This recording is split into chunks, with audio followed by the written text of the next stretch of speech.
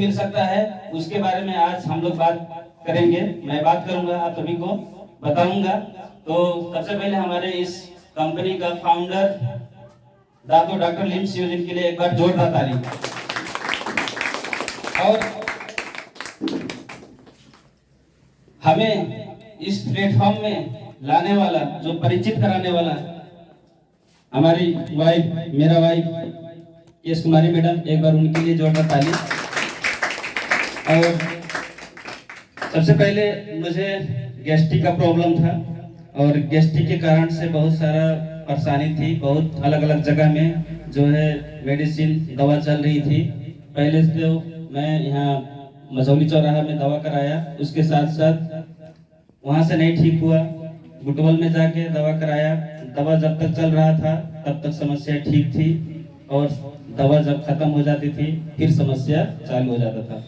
उसके साथ साथ भैरवा में भी दिखाया, वहाँ पे भी जो है औषधि, वहाँ का जो मेडिसिन था खाया, जब तक खाता था तब तक मेरा समस्या जो है ठीक रहता था, फिर समस्या चालू हो जाती थी जब मेडिसिन खत्म हो जाता था। तो इस तरीके से जिंदगी चल रहा था। और मेरा मैडम ने इस डीएक्शन का प्लेटफॉर्म के बारे में बहुत अच्छे से बताई, डीएक्शन का प्रोडक्ट के बारे में बहुत अच्छे से बताया। और उन्होंने बोला कि आपका जो समस्या है वो समस्या खत्म हो सकता है अगर आप ये चीजें इस्तेमाल करेंगे। तो उन्होंने बताया कि आप चाय इस्तेमाल करिए और स्पारुलिना इस्तेमाल करिए। इसे इस्तेमाल करेंगे तो क्या होगा कि आपका जो प्रॉब्लम है, जो गैस्ट्रिक है, वो ठीक हो जाएगा।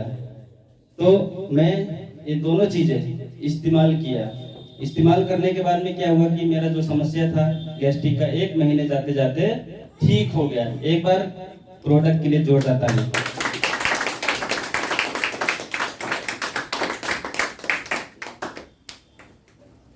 अपन भाषा में बोला जाना है, हिंदी में, अपने भाषा में, ठीक बा? अपन भाषा में काहे कि अपन भाषा हमन के अच्छा लगला बोले, ओके नहीं, तनी सजलो भी लागला। तो ये कारण बा हमारे। सबसे पहले जब समस्या भइल, गैस्ट्रिक के प्रॉब्लम भइल, तो हमें डीएक्शन में आए के मौका मिलल और बहुत अच्छा लगला। डीएक्शन में जब आईली तो बहुत अच्छा लगल। और उससे पहले बहुत समस्या से मतलब पीड़ित रहली जोन की, और आके यहाँ पे हमार हेल्थ भी ठीक हुई। ओकर साथ साथ हमन के जोन पैसा बा, पैसा के कमी भी कुछ कुछ दूर हो गई बा। ठीक, बहुत सारा आदमी का कराला कि पैसा के लिए यार वहां जाला, देश विदेश कमाए जाला, होगी नहीं, लेकिन अपन सपना अच्छा से नहीं पूरा कर वाला का। आज हमन के डीएक्शन में हम काम करके, हमन के पूरा टीम के साथ में हमें हमें काम करके हमन के अपन खुद के बाइक भी ले गए, अलग अलग जन सपना रहे सब पूरा कर लिए डीएक्शन प्लेटफॉर्म के। तो सारा कहाँ पे सारा चीज हमन के देख के काम करल, तो ये डीएक्शन प्लेटफॉर्म हमन के। ठीक, तो एक बार हमन के डीएक्शन प्लेटफॉर्म के लिए फिर से जोरदार ताली लगाओ आप सब। और जौन चीज हमें मिलल बा और जौन हम समस्या से ठीक भइल बाटी, उस सारा चीज के बारे में आप सब जाने पूछे चाहल जाता। पैसा चाहता आप सबके, सिक्योरिटी चाहता, टाइम फ्रीडम चाहता, सबके चाहला, होगी नहीं? हमन के पैसा चाहला, पैसा के बिना हमन के एक कदम भी नहीं चल सकल जाला, होगी नहीं? ओकर साथ साथ हमन की सुरक्षा भी चाहला, हर एक आदमी सुरक्षा चाहला। ओकर बाद में हमन के समय भी चाहला, समय की आजादी भी हर एक आदमी के चाहत रहला। और हमन के हेल्थ, स्वास्थ्य कहल के हमन के सबसे बड़ा धन हो, उते हमन के ना भई ना होने चीज हो कि नहीं? स्वस्थ नहीं रही तो हमन के जाने कुछ भी नहीं बा का, कौनो नहीं बा, ना दोस्त बाटे, ना नात पात बाटे, कौनो भी नहीं बा का। स्वास्थ्य नहीं बाटे हमन के, कहल के हमन के स्वास्थ्य कहल के वेरी वेरी इंपॉर्टेंट चीज हो हमन के। हमन के अगर स्वास्थ्य अपन बचा रहल जा, सब कुछ हमन के बा का। स्वास्थ्य अगर हमन के अच्छा रही, हमन के करोड़ों की संपत्ति कमा सकल जाई, स्वास्थ्य अच्छा रहते। और स्वास्थ्य अच्छा नहीं रही तो कहे कि हमन के करोड़ों की संपत्ति भी खो देहल दे, हो कि नहीं? ते स्वास्थ्य काल के हमन के बहुत ज्यादा इंपॉर्टेंट चीज हो। और डीएक्शन काल के ज्यादातर के में फोकस कराला हमन के स्वास्थ्य में। ओकर बाद में सेकेंडरी में कहा वाला हमन के पैसा, सेकेंडरी में पैसा चीज होगा।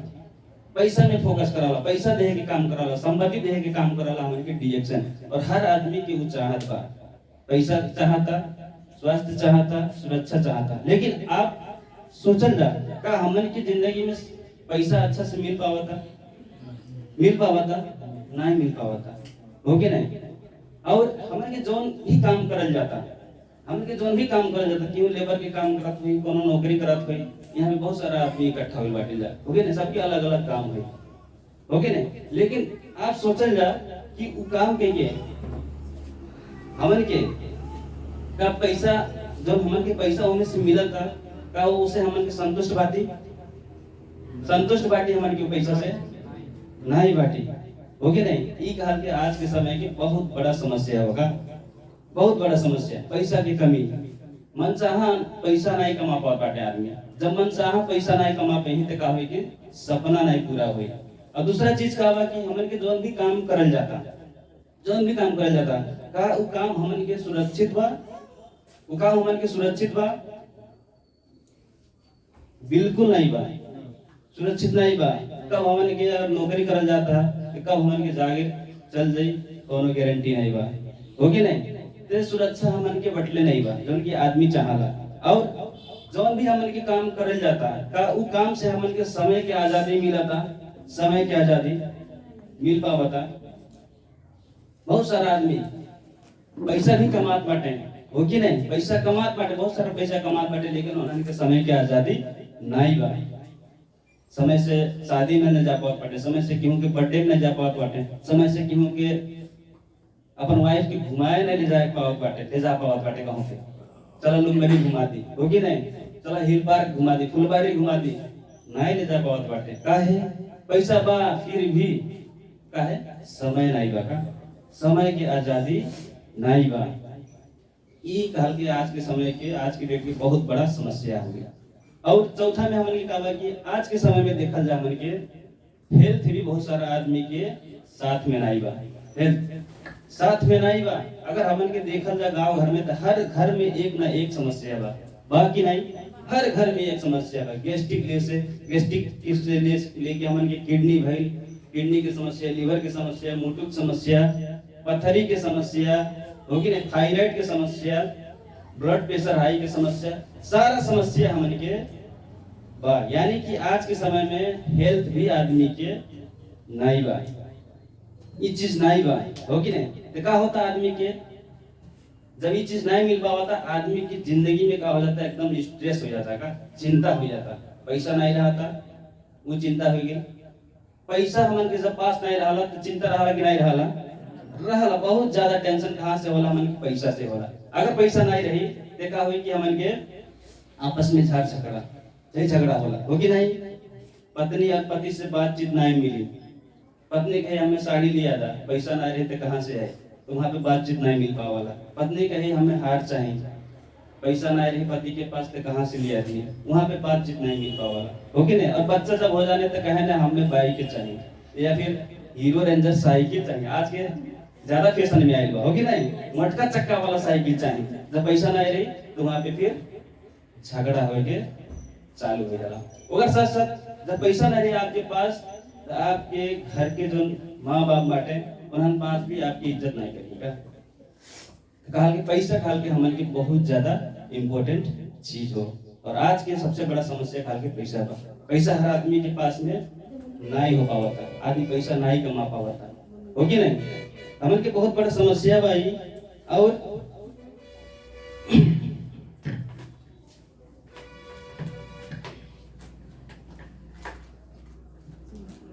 वैसे के हमन के सुरक्षा भी नहीं बा, सुरक्षा कोनो भी चीज के सुरक्षा नहीं बा। हमन के पैसा कमाई जाता, बहुत सारा आदमी बाहर के दुनिया में पैसा कमाला, हो कि नहीं? कोनो नौकरी करता, कोनो इंजीनियर हो, कोनो डॉक्टर हो, लेकिन आप सोचल जाओ हम पास के पैसा सुरक्षित बा तो बिल्कुल नहीं बा। कैसे नहीं बा? अगर डॉक्टर होने काम करत बाटे, आज 2 लाख के इनकम आवता महीना के, लेकिन जिंदगी नहीं रही तो उनके घर में 2 लाख की इनकम जाए नहीं जाए, उस सुरक्षा नहीं होगा, सुरक्षा हो नहीं हो। मास्टर होने 1 लाख रुपया महीना कमाते हैं, तो नामियर मास्टर होने 1 लाख रुपया महीना कमाते, लेकिन जिंदगी नहीं रह गई, कौन रोग लगे, घरे बेड में लेटल बाटे। अब उनके घर में पैसा आई नहीं आई, उ सुरक्षा नहीं। सुरक्षा के कहल जाला हमन के, आज हमन के काम करल जाता, आज हमन के काम करल जाता, आज पैसा आवता, लेकिन बिहार के डेट में हमन के काम नहीं करल जाई, फिर भी पैसा आई, ओके कहल जाला सुरक्षा। उ सुरक्षा होगा। ये सिक्योरिटी बाकी जगह में नहीं बा, हमन के सिक्योरिटी चाहिए अगर जो, हमन के डिएक्शन करे के जरूरत बा। ठीक, डिएक्शन करे के जरूरत बा। डिएक्शन नहीं करल जाए तो कहबे कि हमन के आए वाला समय में जन बाकी दुनिया झेलत बाटे, पैसा की कमी, पैसा के तंगी, हेल्थ के प्रॉब्लम, देश विदेश की यात्रा नहीं घूम पावत बाटे, अपन फैमिली के नहीं घुमा पावत बाटे, बच्चा के अच्छा शिक्षा नहीं दे पावत बाटे, अच्छा से शादी नहीं कर पावत बाटे, अपन इच्छा नहीं पूरा कर पावत बाटे, अपन सपना नहीं पूरा कर पावत बाटे, तो उहे दुनिया में हमन के रह जाइले। लेकिन आज हमन के जन ई दुनिया चलाता, जौन आधार से दुनिया चलाता, ई दुनिया के हिसाब से अगर हमन के बदलल जाए, अपने आप के संवारल जाए हिसाब से, हमन के सारा सपना पूरा कर सकल जाला का, सारा सपना पूरा कर सकल जाला। जब जन आपके सपना होई, सारा सपना, सारा ड्रीम जो बा चाहत सब पूरा कर सकल जाला। लेकिन करे का करे कि अपने आप के खुद बदले की जरूरत बा, बदले की जरूरत, अपन सोच के बदले की जरूरत बा, अपन माइंडसेट, मिलेनियर माइंडसेट होए चाहिए। इना कि हमें 40,000 50,000 मिल गए तो वहीं पे खुश। नौकरी से का होला हमन के सिर्फ जरूरत पूरा होला, और बाकी जो काम करल जाला वहां से का होला हमन के जरूरत से पूरा होला का, सपना हमन के पूरा नहीं होला। आप देख सकल जाला गांव घर के आदमी के का होता, सिर्फ जरूरत पूरा होता, दाल रोटी अच्छा से चलाता, कपड़ा अच्छा से लगा पात बाटे, हो कि नहीं, थोड़ा अच्छा स्कूल में अपन बच्चा के पढ़ा पात बाटे, थोड़ा अच्छा खा लेत बाटे, हो कि नहीं। लेकिन जो सपना बा, उस सपना पूरा नहीं हो पाता। बड़ा सा बिल्डिंग नहीं बना पाते, एक सुंदर बिल्डिंग नहीं बना पाते, एक बड़ा सा कार में नहीं घूम पावत बाटे, हो कि नहीं, देश विदेश की यात्रा नहीं की पावत बाटे। जन हमन के 2 लाख 5 लाख के हर महीना इनकम चाहिए, वो नहीं ले पावत बाटे।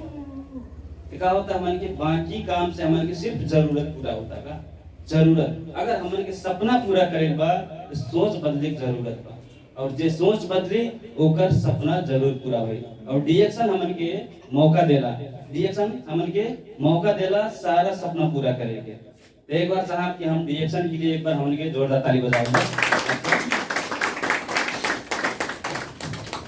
देखल जाए जब पैसा के कमी रहला ना, ते का होला कि हमन के सैक्रिफाइस करे लागल जाला, समझौता करे लागल जाला का। बाजार में जब जाए मार्केट में हमन के कोनो अच्छा चीज जब पसंद आए तो सबसे पहले का देखल जाए, प्राइस। मार्केटिंग में जाए जाला सबसे पहले का देखल जाला, प्राइस। कपड़वा ते लौकाला पहले, लेकिन जाके ताकल जाए तो प्राइस ताकल जाए, होगी ना, प्राइस कितना बा, 5,000, ओहो 5,000 बा, होगी ना। तब हमने सोच रहा जाला इतने हमार लागी नहीं हो, तब सैक्रिफाइस हो रहा, समझौता कर नहीं, चला 1,000 का ले ला जा, 2,000 वाला ले ला जा, नहीं 5,000 वाला नहीं ठीक बा, हो कि नहीं। काहे नहीं ठीक लागला, काहे कि पैसा नहीं रहला, हो कि नहीं। तो आदमी सैक्रिफाइस करे लागला का, समझौता करे लागला, जेकरे वजह से वो चीज अपन जो खुशी मिले चाहे खुशी नहीं पावाला वो आदमी। तो ये हमन के सच्चाई होगा, बहुत सारा आदमी ऐसे करेंगे पैसा की कमी के कारण से। ओकर बाद हमन के आवला तीसरा सच्चाई बा का बा कि हमन के जब अपन मन पसंद के चीज जब आदमी नहीं ले पावला, हासिल नहीं की पावला, तो आदमी टेंशन में आ जाला, हो कि नहीं। आदमी टेंशन में आ जाला का, यही चीज नहीं ले पैली, हव चीज नहीं खरीद पैली, हो कि नहीं, हव पैंटवा हम नहीं खरीद पैली, हव सड़िया हम नहीं खरीद पैली, पैसा के कारण से। देखा होला कि एक किस्म के माइंड में जो रहला टेंशन उत्पन्न होला, और टेंशन के कारण से हमन के 80% आदमी के रोग लगला, बीमारी लगला, 80% आदमी के बीमारी लगला, काहे चिंता से चिता जरल, हो कि नहीं। जे चिंता करी तो का होई, चिता में जाई। ते टेंशन कहां से उत्पन्न है, जड़ कहां बा हमन के, पैसा, हो कि नहीं। काहे पैसा हमन के भगवान ते नहीं हो, लेकिन पैसा भगवान से कम भी नहीं, हो कि नहीं। तो पैसा हमन के बहुत ज्यादा इम्पोर्टेंट चीज बा। और वैसे के जब आदमी के पास जब ये 3 चीज जब नहीं रहला, सिक्योरिटी नहीं रहला, पैसा नहीं रहला, हेल्थ नहीं रहला, ते आदमी अपन फ्यूचर नहीं देख पावाला, अपन भविष्य नहीं देख पावाला का। अगर हमन के कोनो के बताए के तो के हमारे पास टाइम नहीं बा, बहुत सारा आदमी के बताइले ही है होगी नहीं, लेकिन कितना आदमी नहीं है उनके पास टाइम नहीं बा, कहे ना टाइम नहीं बा। ठीक बा, तुम्हारे पास टाइम नहीं बा तो पैसा कितना कमात बाटा होगी नहीं, तुम्हारे पास टाइम नहीं बा तो पैसा कितना कमात बाटा, 5 लाख 10 लाख के इनकम होए चाहिए होगी नहीं, गाड़ी में एक तो चले के चाहिए लग्जरियस कार में, तो ये चीज होगा।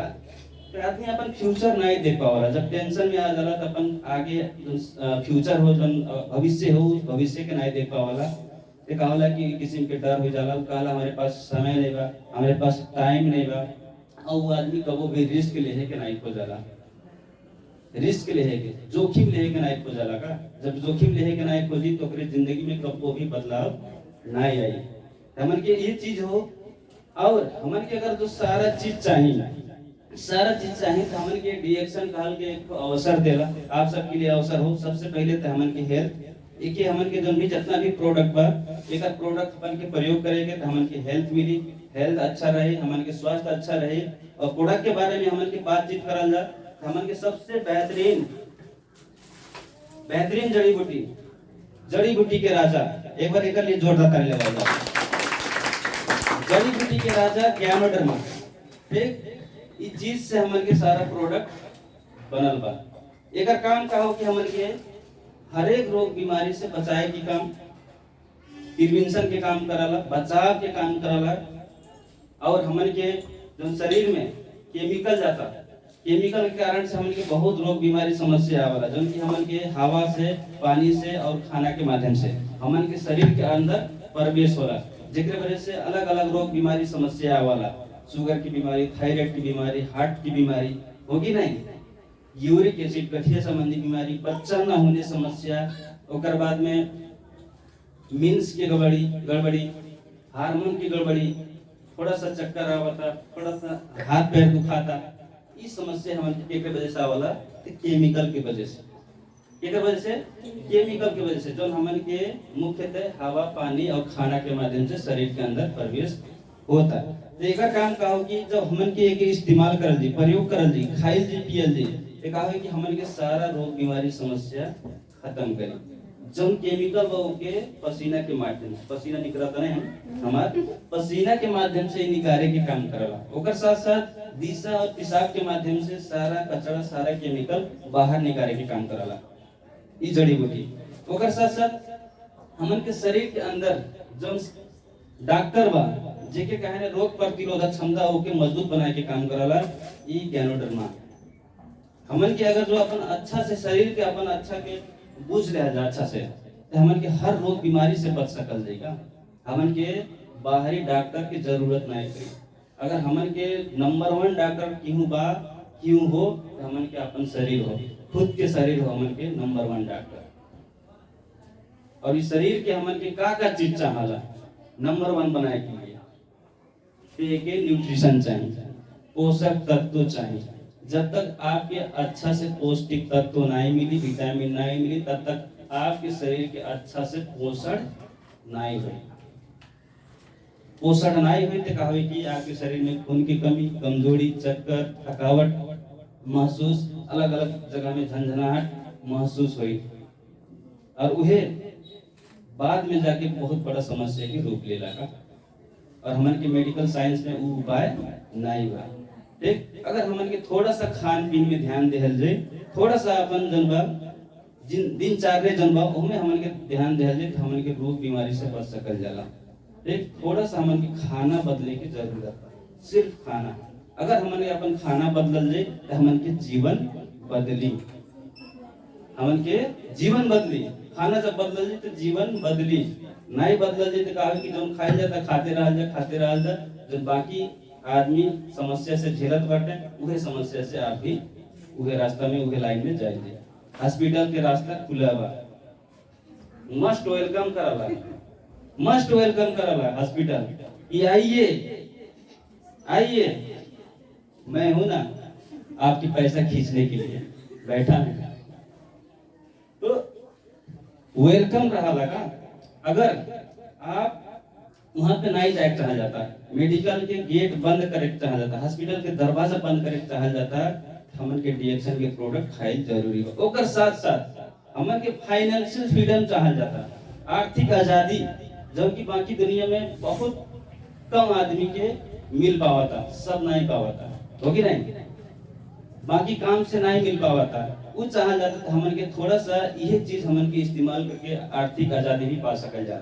आर्थिक आजादी, आर्थिक आजादी मतलब यह भइल कि आपके कोनो भी चीज खरीदले में दिक्कत ना हो, दिक्कत ना हो। आपके कोनो हार पसंद आ गेल तो खरीदले में दिक्कत ना होगा, आपके प्राइस ना देखे के पड़े, प्राइस ओकर जन मूल्य देखे के ना पड़े, आराम से खरीद लहल जा, पसंद आ गेल खरीद लहल जा, पैंट कोनो पसंद आ गेल खरीद लहल जा, सैंडल पसंद आ गेल खरीद लहल जा, दिक्कत ना है, तकलीफ ना हो, आपके पॉकेट जन छामे के जरूरत ना पड़े, ओके कहा जाला हमन के फाइनेंशियल फ्रीडम, आर्थिक आजादी। और वो चीज हमन के बस यह चीज हमन के बदलल जाई, धीरे धीरे धीरे धीरे हमन के फाइनेंशियल फ्रीडम मिल जाई, आर्थिक आजादी हमन के मिल जाई। ओकर साथ साथ ये चीज हमन के जब बदलल जाई, घर के जन बात चाह पत्ती, पेस्ट, साबुन, शैम्पू हमन के अगर जब बदल के डीएक्शन के हमन के प्रयोग करल जाई, यूज करल जाई, ते का होई, हमन के देश विदेश की यात्रा भी मिली, यहीं से मिली आपके। और आज तक हमन के बहुत सारा प्रोडक्ट हो गए, बहुत सारा चीज मार्केट से हमन के इस्तेमाल करी गई, लेकिन हमन के कबो मिलल, बोनस मिलल, फ्री में मिलल, या सिस्टम बना था आए वाला समय में आपके घर बैठे पैसा आई, सुतल जाए फिर भी पैसा आई, बना था सिस्टम, बना था नहीं बना था, हो कि नहीं। तो आप अगर जो वही चीज बदल ले हल जाए, तो आपके सबसे पहले स्वास्थ्य मिली, दूसरा नंबर में आपके आर्थिक आजादी मिली, तीसरा नंबर में आपके देश विदेश की यात्रा मिली, चौथा नंबर में आपके मान सम्मान मिली, मान सम्मान मिली। जैसा हमें यहाँ पे मान सम्मान मिली तो छोटा, बहुत छोटा मान सम्मान, हो गया ना, कि बहुत बड़ा बड़ा फील्ड में आपके हजारों आदमी फूल माला लेके पहिराई, तो आपके कैसा लगी, सोचल जाए, बहुत अच्छा लगी नहीं, हो गया नहीं, बहुत आनंद लगेगा। और हजारों आदमी, लाखों आदमी आप स्टेज पे खड़ा हुए, लाखों आदमी आपके लिए ताली मरी, तो कैसा लगी, बहुत अच्छा लगा, सोचल जाए, ओके, फील करा जा, महसूस करा जा, कैसा लगी, बहुत अच्छा लगी ना, ओके नहीं। अगर ये चीज आप चाहल जाता, हासिल करे के चाहल जाता, तो एकमात्र प्लेटफॉर्म हमने के डीएक्शन बाबा, डीएक्शन के हमन के डीएक्शन के सिस्टम से हमन के ये चीज हमन के हासिल कर सकल 100%। तो यह चीज हमन के का करेबा कि प्रयोग करेबा, यह चीज दूसरे के बताएबा, यूज करेबा, शेयर करेबा, यह दुई काम हमन के करल जाए, सारा चीज हमन के मिले, मान सम्मान, विश्व में मान सम्मान मिले, सिर्फ नेपाल भर में नहीं, आपके एरिया के हर आदमी नहीं चिन्ही, आपके देश विदेश के आदमी चिन्ही, आप जेके नहीं चिन्हल जाता, जेके नहीं जानल जाता, वो भी आपके नाम से चिन्हेगा, आपके नाम से चिन्हे, वो प्लेटफॉर्म, वो ताकत हमन के डीएक्शन प्लेटफॉर्म में बाका। तो आप सोचल जा, हमन के करे की जरूरत बाकी नहीं बा ना। और आप जब नहीं रहल जाई, आप नहीं रहल जाई, आप सिस्टम बना देल गेल, आप 1 लाख रुपया महीना के आवत आपके, ठीक, आप सिस्टम बना देल गेल, नहीं रहल जाई, फिर भी आपके पैसा आए, आपके बच्चे के पैसा आए, इस सिस्टम डीएक्शन में बा, इस सिस्टम डीएक्शन में बा। और आप हमेशा का रहल जाई, जब तक जियल जाए तब तक आत्मनिर्भर रहल जाए, केहू पे डिपेंडेंट नहीं रहल जाएगा कि बाबू थोड़ा सा पैसा दे देता, बेटा थोड़ा सा पैसा दे देता, बुहारी थोड़ा सा पैसा दे देते, काहे नहीं, हो कि नहीं। जब आपके अकाउंट में हर महीना, हर हो कि नहीं, महीना 1 लाख 2 लाख रुपया आई, फैलाए के परी हाथ नहीं फैलाए के परी, तो आप का रहल जाए आत्मनिर्भर, भले नहीं काम के पावल जाए, सिस्टम से आत्मनिर्भर रहल जाएगा। और आपके बहुत अच्छे से, आपके बहुत अच्छे से क्या करेंगे, सेवा सत्कार करें, आपके बच्चे लोग, आपके परिवार, ठीक। और फिर जब जाएगी दुनिया छोड़ के, वह 2 लाख रुपया आपके बच्चे के जाए, आपके बच्चे कितना खुशी रहेंगे, नाती पोता जो हुई उन्हन पास कितना खुशी हुई होगी नहीं। हमन के पुस्तक के लिए हमन के बिजनेस करे के बहुत जरूरी बा। अगर हमन के जड़ से गरीबी हटाए के बा, जड़ से हमन के गरीबी हटाए के बा, हमन के डिजेक्शन बिजनेस करे के जरूरत बा। ओकर साथ साथ हम अगर प्रोडक्ट के बारे में कुछ फायदा भी बताए। ठीक, हमन के पास में सबसे पहले हमन के चाय इस्तेमाल करल जाला रिएक्शन के इस्तेमाल करल है, एक बार हाथ उठा देल जा। जोरदार ताली आप सबके लिए। हमन के प्रयोग करल जाला तो जरूर हमन के कुछ ना कुछ फायदा मिलल होई, होगी नहीं, कुछ ना कुछ फायदा मिलल होई, या फिर कुछ कोनो आदमी के फायदा करावल के होई आप सब, होगी नहीं। ते हमन के जो चाय बा, चाय कहल के हमन के ये बहुत पावरफुल चाय बा। ये दुनिया के नंबर 1 चाय पत्ती हो, का हो दुनिया के नंबर 1 चाय पत्ती, जैसे हमन के जड़ी बूटी के राजा बा। और एक काम का हो कि सबसे पहले पेट के साफ करे के काम, जितना भी रोग बीमारी बा, जितना भी कचरा बा, सारा कचरा शरीर से बाहर निकाले के काम। ओकर साथ साथ हमन की इम्यूनिटी पावर जो रहा ओके बढ़ाए के काम। गैस्ट्रिक हो गई, एसिडिटी हो गई, कब्जियत हो गई, घंटों टॉयलेट में जाके मेहनत करे ना, पेट सफा नहीं होला आदमी के, और आदमी परेशान रहला, होगी नहीं। लेकिन इस चाय पत्ती पियने से का होला कि कब्जियत जड़ से खत्म होला। ओकर साथ साथ हमन के शुगर लेवल मेंटेन कराला, ब्लड प्रेशर लेवल मेंटेन कराला, हमन के कैंसर से बचाए के काम कराला। हमन के जब फ्री रेडिकल आवाला तो हमन के शरीर के लिए बहुत ज्यादा हानिकारक, हमन के फोन चलावल जाला ना, रेडिएशन रहला हमें, होगी नहीं। उससे का होला कि ब्रेन हेमरेज होला, दिमाग के रोगी आदमी हमन के मोबाइल ज्यादा हमन के चलावल जाई ते दिमाग के रोगी बनाए के काम करला। और एक हमन के पिया जे जब फ्री रेडिकल आवाला ओके हटाए के काम करला ई चाय पत्ती। और ई चाय पत्ती का हो हमन के रिसर्च वाला चाय पत्ती हो। मार्केट में हमन के देखल जाई कोनो भी चाय पत्ती की रिसर्च नहीं बा, लेकिन हमन के हमें रिसर्च बा। बहुत सारा डॉक्टर लोग रिसर्च करके एक किनारा हो गेल बाटे, हमन के रिसर्च करे के जरूरत नहीं बा। हमन के सिर्फ का करे पर विश्वास करके ईमानदारी से एक हमन के ऐसे बोतल में घोर के पिए के जरूरत बा, पिए के जरूरत बा।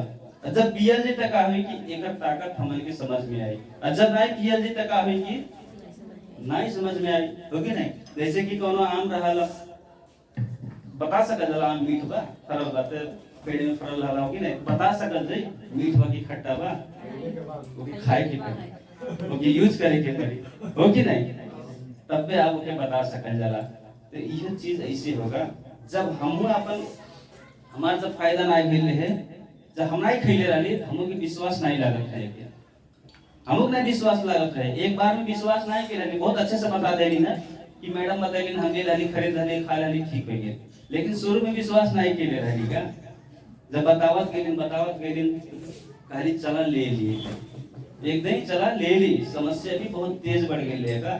जब कहली ले ली ओकर बाद में का कहली कि खैली पियली, ये दो चीज स्पाइरुलिना और चाय पत्ती जब खैली पियली तो का कि समस्या ठीक भइल, तब ताकत पता लागल, एकर ताकत पता लागल। तो जब खाइल जाई तो ताकत पता लगी, आप खुद महसूस करा ली, कहे के जरूरत नहीं पड़ी, कहे के जरूरत नहीं पड़ी, आप खुद महसूस करा ली कि ये तो बहुत अच्छा बा, आप खुद बोलल जाई। और जब एक खाइल जाई तो आप खुद बोलल जाई, और बोलवाए के काम के करी यह चाय पत्ती करा। कहने बिजनेसवा कैसे हुई, कैसे 1 लाख रुपये कमाए, एक खाए जिस पिए तो ऑटोमेटिक बोले के चालू कर डाले, ऑटोमेटिक बिजनेस चालू हुई। कितना पावरफुल चीज है, एक बार एक चाय पत्ती के जोर बताइए। उन्हीं से कहा जाता हमारे के डिएक्शन में कौन भी आदमी आए तो के 100% आर्थिक आजादी मिली, बशर्ते ओके एक काम करे के जरूरत बा, ये चीज के जनबा हमन के प्रयोग करे के जरूरत बा। जब तक आप प्रयोग नहीं करल जी, जब तक आप नहीं खाइल जी पियल जी, जब तक आप नहीं लगावल जी, साबुन बा नहीं लगावल जी, नहीं पावर पता चले, चाय पत्ती बा नहीं पियल जी, नहीं पता चली का हो, पेस्ट नहीं करल जी, नहीं पता चली एकर कलर का बा, नहीं पता चली, मसाज ऑयल नहीं लगावल जी, नहीं प्रयोग करल जी, एकर फायदा महसूस नहीं करल जी, आपके अंदर से ताकत नहीं आई। अब कोनो भी आदमी के अच्छा से नहीं बता पाओगे, नहीं बता पाओगे अच्छा से। आपकी एक किस्म की डर रही, घबराहट रही कि पता नहीं हुई कि नहीं, हुई कि नहीं, हुई कि नहीं, और वो चीज के अच्छा से पेश नहीं कर पाओगे क्या। जब वो चीज के अच्छा से पेश नहीं कर पाओगे तो आपकी वो अच्छा से बिजनेस भी नहीं हो पाए। तो सबसे पहले क्या करे बा, हमन के आर्थिक आजादी चाहिए, गरीबी हटाए बा, स्वस्थ रहे बा, देश विदेश की यात्रा करे बा, अपन आए वाला सारा जन पूछता बाटे, जिंदगी बदले बा, सबसे पहले आपकी यूज करे की जरूरत। जब यूज कर ले पावर पता लगी, और पावर से आप बता सकते लोगों को। जब पावर से बताई दी ना तो बहुत जल्दी जल्दी प्रोडक्ट जो बस सेल होगा। इस तरीके से हो मन के। और हमें हमन के कहा कि ज्यादा बताए के पड़ला, ज्यादा बताए के पड़ला है कि आज के डेट के आदमी के दिमाग का कि ज्यादा नेगेटिव बा होगी नहीं, बतावल नहीं समझ में आवले। एक बार बतावल नहीं समझ में आई, बता ली हमेशा भेट कर ली, हमेशा बतावल जी, बातचीत कर ली तो कहा कि धीरे धीरे समझ में आई। तो उस तरीके से हमन के बताए जरूरत रहा, एक बारे में अच्छा से जानकारी लेहे जरूरत रहा, अच्छा से ज्ञान लेहे जरूरत रहा। जब अच्छा से ज्ञान लेहल जी, अच्छा से नॉलेज लेहल जी, तब बताए के आप सकल जी। कहे ना बिना ज्ञान के कोनो भी चीज होए वाला नहीं बा, होगी नहीं। बिना ज्ञान के कोनो भी चीज नहीं होला। जब तक सीखेंगे नहीं तब तक जीतेंगे नहीं। तो सीखना तो पड़ेगा, चाहे हेल्थ चाहिए उसके लिए भी सीखना पड़ेगा, पैसा चाहिए उसके लिए भी सीखना पड़ेगा, देश विदेश की सैर करना चाहते हैं उसके लिए भी सीखना पड़ेगा, अपने लाइफ के सारी सपने पूरा करना चाहते हैं उसके लिए भी सीखना पड़ेगा। अगर सीखेंगे नहीं तो जीतना बंद हो जाएगा। तो हम लोग सीखेंगे, क्या सीखेंगे? प्रोडक्ट का नॉलेज, चाय पत्ती क्या फायदा करता है, ठीक है।